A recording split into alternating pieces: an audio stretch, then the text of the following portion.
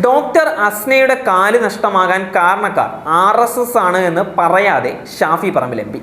RSS ബോംബേറിൽ വലതുകാൽ നഷ്ടപ്പെട്ട Asna അതിജീവനത്തിലൂടെ മുന്നേറിയാണ് ഡോക്ടറായത്.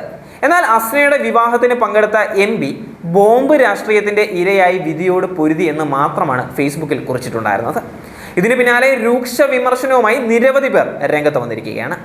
എറിഞ്ഞത് Congress B team ആയതുകൊണ്ടാണോ ഒരു കരുതലൊക്കെ ഉണ്ട് ഇക്കാക്ക എന്നാണ് ഒരു കമന്റ്.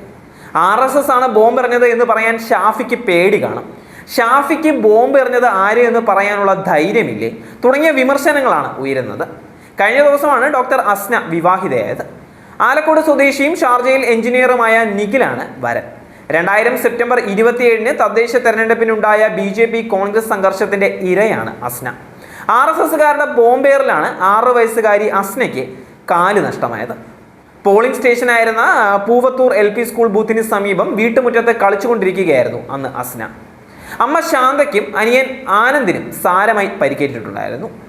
അസ്നയുടെ വലതുകാൽ മുട്ടിന് താഴെ മുറിച്ചു മാറ്റേണ്ടി വരികയായിരുന്നു. എല്ലാ പ്രയാസങ്ങളും മറികടന്ന് പഠനത്തിൽ മികച്ച വിജയം നേടിയ അസ്ന 2013-ൽ കോഴിക്കോട് മെഡിക്കൽ കോളേജിൽ MBBSന് ചേർന്ന് ഡോക്ടറായി.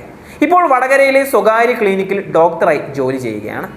കോട്ടയം മെഡിക്കൽ കോളേജ് ആശുപത്രി കെട്ടിടം അപകടത്തിലാണ് എന്ന് 2013-ൽ റിപ്പോർട്ട് വന്നിട്ടും ഞങ്ങളൊന്നും ചെയ്യാത്തത് കൊണ്ടാണല്ലോ തോറ്റത് എന്ന് രമേശ് ചെന്നിത്തല പറഞ്ഞിരിക്കുകയാണ്. ഉമ്മൻചാണ്ടി ഭരണത്തിൽ റിപ്പോർട്ട് ഉണ്ടായിട്ടും നടപടി എടുക്കാത്തത് എന്തേ എന്നുള്ള മാധ്യമങ്ങളുടെ ചോദ്യത്തിന് മറുപടി പറയുകയായിരുന്നു രമേശ് ചെന്നിത്തല. 10 വർഷം ഭരിച്ചവരോട് നിങ്ങൾ എന്താണ് ചോദിക്കാത്തത്? രോഗികൾക്ക് ആവശ്യമായ സൗകര്യങ്ങൾ വേണം. LDFും UDFും തമ്മിലുള്ള തർക്കം ആക്കുന്നതിൽ ഒരു പ്രസക്തിയുമില്ല എന്ന് രമേശ് ചെന്നിത്തല പറയുകയാണ്. ചാണ്ടി ഉമ്മൻ ആംബുലൻസ് തടഞ്ഞത് ആ സമയത്തെ വികാര പ്രകടനമായിരിക്കാം. ഞങ്ങളാരും അങ്ങനെയൊന്നും ചെയ്യില്ല. ആരോഗ്യമന്ത്രി പ്രതിഷേധത്തെ ഭയക്കുന്നതിനാലാണ് അതിരാവിലെ ബിന്ദുവിൻ്റെ വീട്ടിൽ പോയത് എന്നും ചെന്നിത്തല ആരോപിച്ചിരിക്കുകയാണ്.